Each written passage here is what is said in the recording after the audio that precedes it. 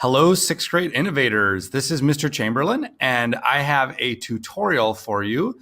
It might be the most important tutorial that you learn on the laser. So as you already saw in part 1 of this video, when you are ready to make your very first cardstock image, you'll want to get someone else to work with. So you saw that Mr. Lundberg and I got each other, we made sure we were ready, and we both came in here into the laser cutting room.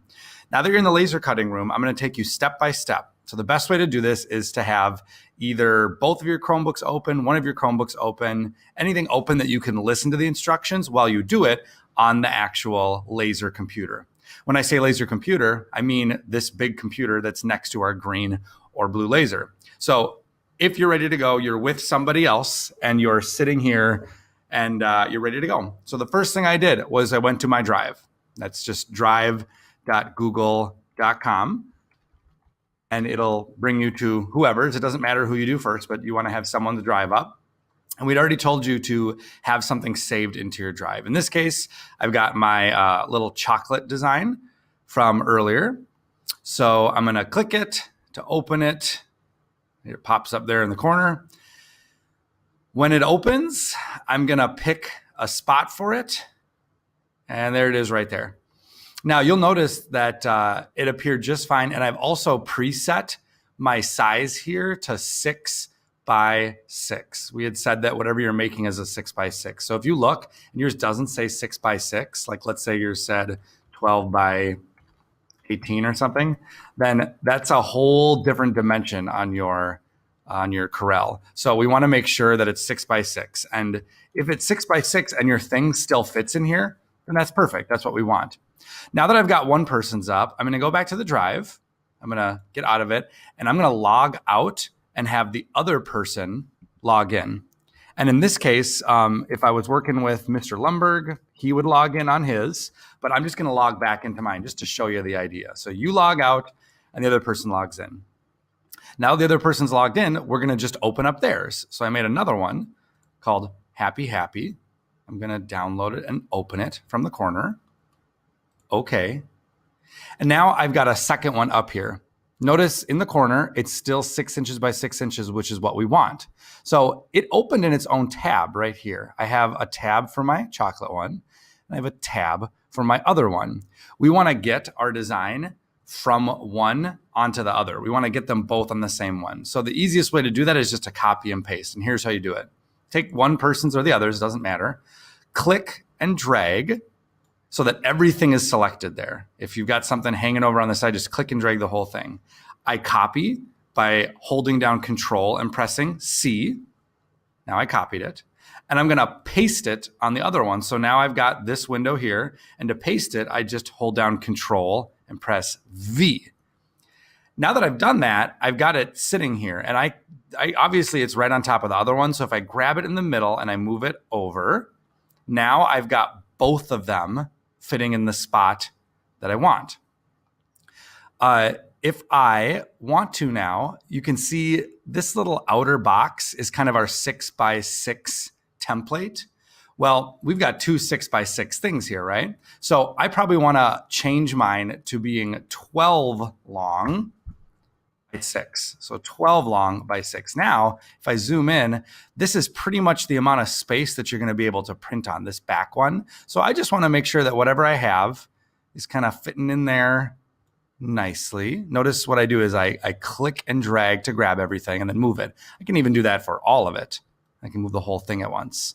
But I want to make sure it fits here, because when we actually put it on the laser here in a second, it has to fit within the constraints here. So I changed to 12 long by 6. Now it's the actual fun part. This is surprisingly quick and easy how to print it on the laser. You're going to want to get a piece of cardstock from me or Mr. Lundberg, and I'll tell you where to put the cardstock in the laser here in a second. So now that it's ready to print, we're going to go to File, Print, and there's several print options here, but only one of them is the printer for the laser. It's usually the last one. It's the VLS one. So I'm going to select the VLS printer. And when I press Print, it's not going to actually start the printer up yet. It's going to start the printer software, the laser cutter software. So on the bottom here of all your choices, there should be a red little diamond thing. It says Universal Laser System. If that hasn't appeared after you press print, you're going to want to get me or Mr. Lundberg. We can open it back up. But when you click to open it, we have this brand new shiny window. This is the software for the laser cutter. If you take a look at it, you're going to see that we have this grid. It says 24, it goes up to by 18. If you go over and get up and look at the laser, you'll see that the bed that it sits on is 24 inches long by 18 wide. So literally this big white space is the exact same space as the laser where it has spots to print. If I were to press print now, it would print in the very center of the laser cutter. And we don't really want that. We can't really get it precise. What I want you to do is grab this little 4-directional arrow button. If I go to the very center, I can click and drag this and put it in the corner like that. So if you look at the laser, can you visualize where it's going to print? It's going to print in the top left corner. So when I get that cardstock and I've moved it into this place, I want to put my cardstock right here in the same place as it's going to print. I can open the hood. You could probably even hear that just now. I'll open the hood. I'll get my piece of cardstock and I'll place it in the top left corner of the laser. We even have some weights sitting around. You'll find some weights that can kind of hold down the paper in the corners, so that you might want to put a little weight in the corner here. You might want to put a little weight in the corner there. And that way it won't blow away, because in a second you're going to see things will blow away. Okay, we're already halfway done. Next step is to turn on the laser and get it ready to actually cut. So the power button for the laser is right here. And you can probably hear on this recording the sound of the laser turning on. It takes maybe 10 seconds, but when it does, we're almost ready to cut. We just have to set it to cut on cardstock.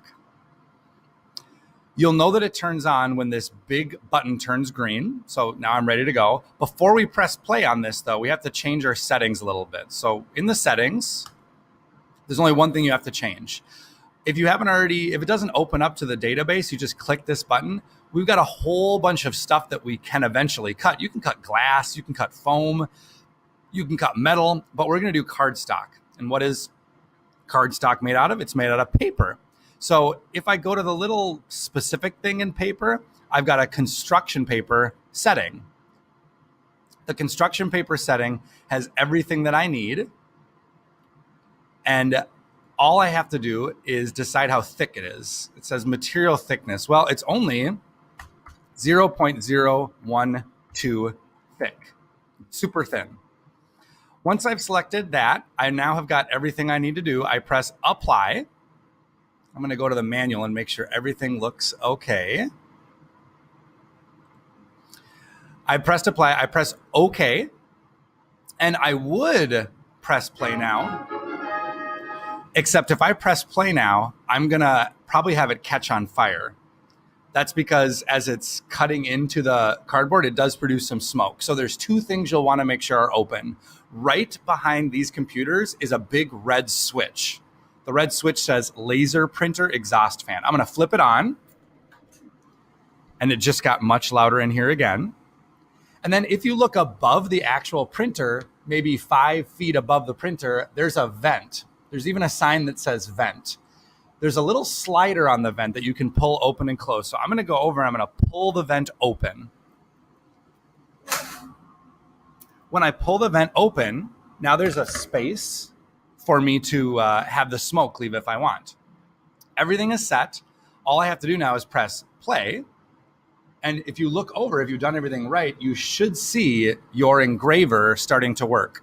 It's very important that you don't lift it up while it's working, because it'll stop engraving. But once it's finished and it's done its whole thing, it might take 10 minutes. Then you can open up the engraver, grab your cardstock design, and then continue on, which I think means showing me or Mr. Lundberg. So that's your really quick tutorial.